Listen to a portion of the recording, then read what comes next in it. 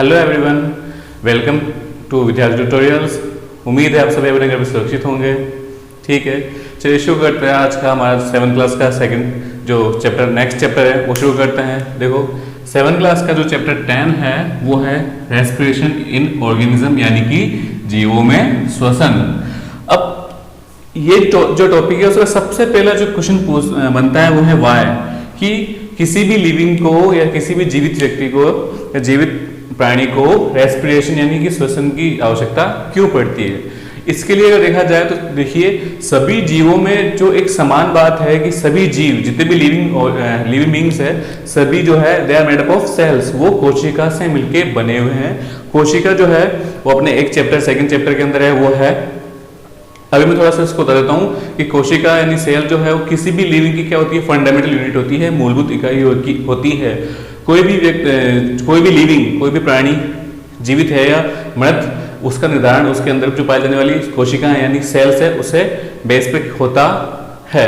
अब देखिए जो सेल्स यानी जो कोशिका होती है वो क्या करती है, आपने जो खाना कंज्यूम किया, आपने जो खाना खाया जैसे कार्बोहाइड्रेट, फैट, विटामिन वगैरह, तो उसको क्या करती है, उनका ब्रेकडाउन यानी उनको तोड़ने का जो काम है वो होता है एक सेल के अंदर, एक कोशिका के अंदर होता है।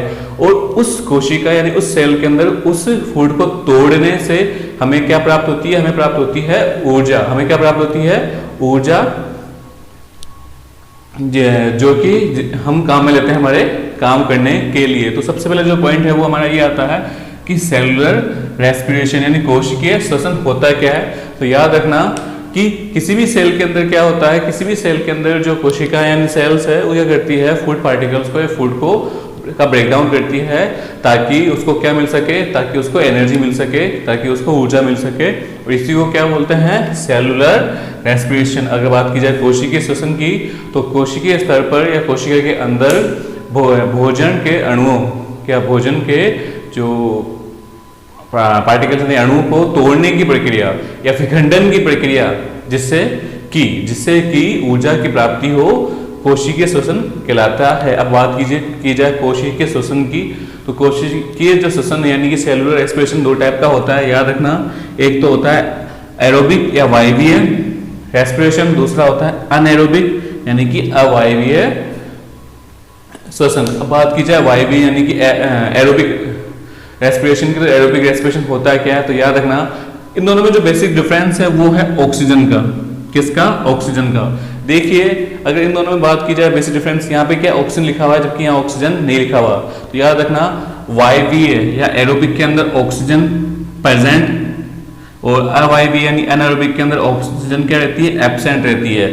तो एरोबिक के अंदर क्या होता है कि सेल के अंदर ग्लूकोज क्या है, with the use of oxygen यानी ऑक्सीजन की सहायता से ग्लूकोज को तोड़ा जाता है। ग्लूकोज को तोड़ने से क्या मिलती है हमें, कार्बन डाइऑक्साइड, वाटर और एनर्जी। क्या मिलती है, कार्बन डाइऑक्साइड, वाटर और एनर्जी जो कि काम में ली जाती है।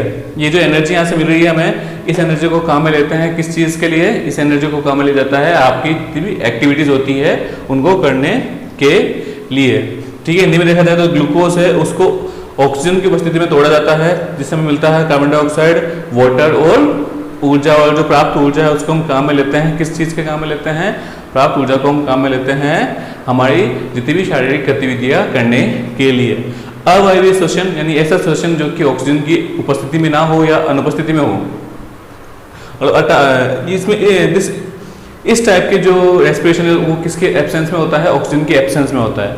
अब इसमें क्या होता है, कुछ माइक्रो ऑर्गेनिज्म है, जैसे कि मैं बात करूं यीस्ट जो है, वो यीस्ट क्या करता है, वो इसका अच्छा एग्जांपल है। उसके अंदर अनएरोबिक रेस्पिरेशन पाया जाता है, वो अवायवीय श्वसन करता है। तो उसमें होता है क्या है, ग्लूकोज का ब्रेकडाउन तो हो रहा है जिससे हमें आपको आपको एनर्जी मिल रही है, लेकिन इसके अंदर क्या नहीं बन रहा है। इन दोनों में अगर देखा जाए तो CO2 उधर भी है, CO2 उधर भी है, एनर्जी उधर भी है, एनर्जी नीचे भी, लेकिन H2 की जगह क्या आ गया, अल्कोहल। मतलब इसमें क्या बनता है, अल्कोहल बनता है। ठीक है, अवायवीय श्वसन के अंदर वाटर की जगह क्या बनता है, अल्कोहल। और ये किसके अंदर पाया जाता है, इसका मैं एग्जाम्पल दूं, तुम जैसे आपको एग्जाम्पल दिया यीस्ट, हिंदी में भी यीस्ट बोल सकते हैं या बोल सकते हैं खमीर, जिसके अंदर अवायवीय श्वसन या अनएरोबिक रेस्पिरेशन पाया जाता है जिसमें ग्लूकोज का ब्रेकडाउन होता है और एनर्जी मिलती है, लेकिन एक को प्रोडक्ट के रूप में, सह उत्पाद के रूप में हमें क्या मिलता है, अल्कोहल। इसी वजह से अल्कोहल फॉर्मेशन यानी अल्कोहल के निर्माण के अंदर क्या काम में लेते हैं हम, यीस्ट को काम में लेते हैं, याद रखना। ह्यूमन बॉडी के अंदर कुछ स्तर पे एनारोबिक रेस्पिरेशन पाया जाता है। उदाहरण के लिए मान लीजिए कि सडनली आपको कोई ऐसी एक्टिविटी करनी पड़ रही है जो कि आप डेली नहीं कर रहे हो, जैसे अचानक से आपको कोई ज़्यादा हार्ड वर्क किया, आपने एक्सरसाइज की, सडनली आप नहीं कर रहे थे, सडनली आपने एक्सरसाइज किया, सडनली आप बहुत लंबी वॉक पे चले गए, तो उस समय क्या होता है, उस समय जैसे मान लो आप अचानक से ज़्यादा एक्सरसाइज कर रहे हो, तो आपको आपकी बॉडी को ज़्यादा किसकी जरूरत पड़ रही है, ज़्यादा जरूरत पड़ रही है आपकी बॉडी को ऑक्सीजन की। अब ऑक्सीजन तो है, आप उन कोशिकाओं या उन सेल्स को उतनी ऑक्सीजन नहीं मिल पा रही जितनी ऑक्सीजन की आवश्यकता उनको है।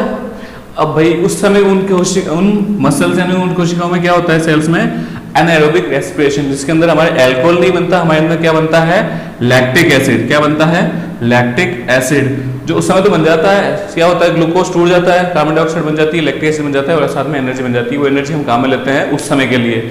लेकिन ये जो लैक्टिक एसिड है ये अगले दिन आपको अपने दर्द के रूप में दिखता है। जैसे आपको पता है, अगर सडनली आप अचानक से एक्सरसाइज कर देते हो तो अगले दिन आपके हाथ पैरों में दर्द होता है। वो हाथ पैरों में दर्द होने का वो जो क्रैप्स यानी कि जो अकड़न या ऐंठन आने का जो कारण है वो है लैक्टिक एसिड का बनना, लैक्टिक एसिड का फॉर्मेशन। इसके बाद जो नेक्स्ट आता है वो हमारा आता है ब्रीदिंग पॉइंट। क्या आता है, ब्रीदिंग। अब देखिए रेस्पिरेशन और ब्रीदिंग में क्या डिफरेंस है। सेलुलर रेस्पिरेशन में तो क्या होता है, आपके सेल के स्तर पे यानी कोशिका के स्तर पे क्या होता है, ब्रेकडाउन होता है फूड पार्टिकल्स का। जबकि ब्रीदिंग के अंदर क्या होता है, आप जो ऑक्सीजन रिच एयर को अंदर लेते हो और कार्बन डाइऑक्साइड रिच जो एयर है उसको बाहर की साइड निकालते हो, यानी कि ऑक्सीजन से भरपूर वायु को शरीर के अंदर लेना और कार्बन डाइऑक्साइड से भरपूर वायु को शरीर से बाहर निकालना क्या कहलाता है, श्वसन या ब्रीदिंग कहलाता है। हिंदी में देखा जाए तो दोनों में बेसिक डिफरेंस आता है, कोशिकीय श्वसन शब्द और उधर लिखा हुआ है ओनली श्वसन शब्द। इसमें दो शब्द आगे लिखे हुए, दो वर्ड्स लिखे हुए, इनहेलेशन। इनहेलेशन मतलब क्या होता है कि ऑक्सीजन से प्रचुर हवा को शरीर के अंदर लेना, ऑक्सीजन रिच एयर को इनहेल करना या इनटेक करना बॉडी के अंदर, क्या कहलाता है, इनहेलेशन।